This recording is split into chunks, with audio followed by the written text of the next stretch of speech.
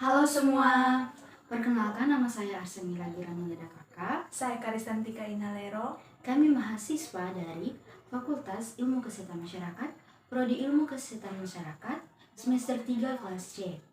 Di video kali ini kami akan menjelaskan hasil dari penelitian survei melalui kuesioner tentang deteksi dini penyakit GERD atau asam lambung pada kalangan mahasiswa.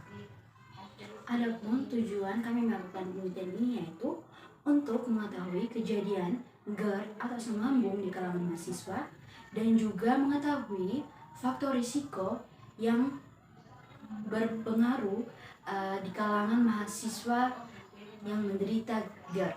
Gastroesophageal reflux disease atau GERD merupakan suatu gangguan saluran pencernaan di mana isi lambung mengalami reflux secara berulang ke dalam esofagus yang menyebabkan beberapa gejala hingga komplikasi. Manifestasi klinis dari GERD antara lain yaitu regurgitasi, yaitu adanya rasa pahit, sendawa, dan menyebabkan muntah. Kemudian ada heartburn, yaitu adanya rasa terbakar atau rasa tidak nyaman di area dada bagian bawah. Kemudian ada nyeri ulu hati, mual, dan sulit tidur atau insomnia. Kemudian perubahan gaya hidup seperti merokok, obesitas, dan pola makan yang salah juga menjadi faktor penyebab terjadinya GERD. Yang berikut adapun gejala klinis yang dirasakan saat asam lambung itu naik, yaitu adanya rasa asam dan pahit di mulut. Setelah itu ada sensasi panas, terbakar di dada dan ulu hati.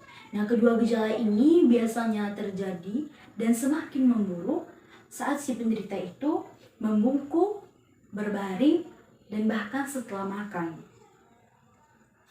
Adapun gejala GERD lainnya, seperti yang pertama itu perasaan adanya benjolan di tenggorokan. Yang kedua gangguan pernapasan seperti sesak napas. Yang ketiga itu mual dan muntah.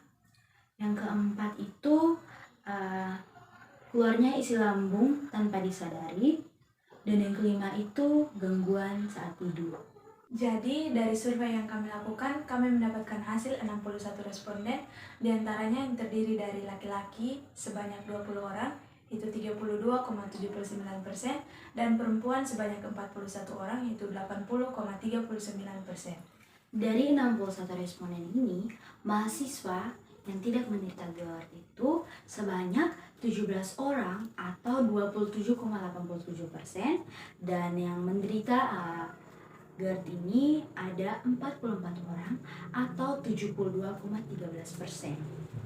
Berdasarkan tabel dapat disimpulkan bahwa responden yang menderita GERD dengan gejala terbanyak yang dialami berdasarkan kuesioner yaitu nyeri ulu hati sebanyak 41 yaitu 71,9%, kemudian diikuti dengan insomnia atau sulit tidur malam sebanyak 25 yaitu 43,9%, kemudian mual yaitu 17 orang dengan 28,8%, dan regurgitasi sebanyak 12 yaitu 21,1%, dan kemudian diikuti oleh heartburn yaitu 8 sekitar 14%. Dari kuesioner yang sudah kami lakukan juga dapat kami jabarkan bahwa ada responden yang tidak menderita GERD atau asam lambung namun memiliki gejala.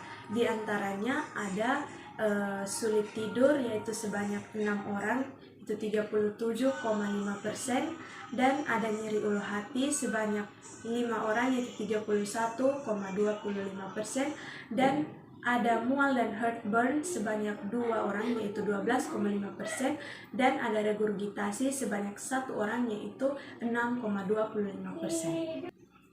Dan setelah itu ada juga responden yang menderita GERD atau asam lambung dan memiliki gejala. Di antaranya yang paling banyak adalah mengalami nyeri ulu hati sebanyak 36 orang yaitu 41,38%, dan insomnia atau sulit tidur sebanyak 19 orang itu 21,84%, dan mengalami mual yaitu 15 orang sebanyak 17,24%, regurgitasi sebanyak 11 orang itu 12,64%, dan heartburn sebanyak 6 orang itu 6,9%. Berdasarkan tabel disimpulkan bahwa jenis obat yang paling sering dikonsumsi saat seseorang mengalami asam lambung yaitu Milanta, di mana digunakan baik untuk dosis tunggal maupun kombinasi. Adapun rincian dari 44 orang yang menderita GERD ini atau asam lambung ini yang mengonsumsi Milanta sebanyak 13 orang atau 39% orang. Yang mengonsumsi Antacidia ada sebanyak 9 orang atau 27% orang.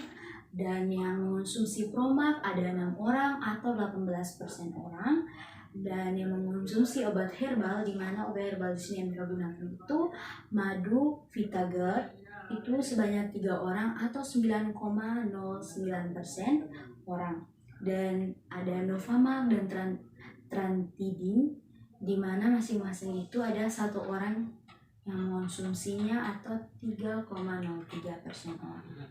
Dari data survei yang kami lakukan, ada sebanyak 70,5% yang tidak mengonsumsi makanan 3 kali sehari secara tepat waktu, dan ada 29,5% yang mengonsumsi makanan secara tepat waktu yaitu 3 kali sehari. Kemudian yang sering mengalami ketidaknyamanan di bagian bawah perut, yaitu perasaan nyeri, sesak, dan perih, ada sebanyak 80,3%, dan yang tidak mengalami adalah sebanyak 19,7%. Dari data hasil survei yang kami lakukan, ada sebanyak 86,9% orang yang sering mengonsumsi makanan yang pedas, yang berlemak, yang mengandung asam tinggi, dan minuman seperti kopi dan alkohol. Dan ada 13,1% orang yang tidak mengonsumsi makanan-makanan pemicu terjadinya GERD atau asam lambung. Dari penelitian survei melalui kuesioner tentang deteksi dini penyakit GERD pada kalangan mahasiswa, dapat kami simpulkan bahwa masih banyak mahasiswa yang kurang menjaga pola makan dan mengonsumsi makanan dan minuman yang dapat menyebabkan terjadinya GERD. Sehingga untuk menghindari GERD atau asam lambung ini, ada pun solusi yang dapat dilakukan, yaitu yang pertama, menghindari makanan yang berlemak, pedas, dan yang berasam tinggi, juga minuman yang beralkohol atau yang terdapat kafein di dalamnya. Juga harus menjaga pola makan yang baik agar terhindar dari asam lambung atau GERD ini.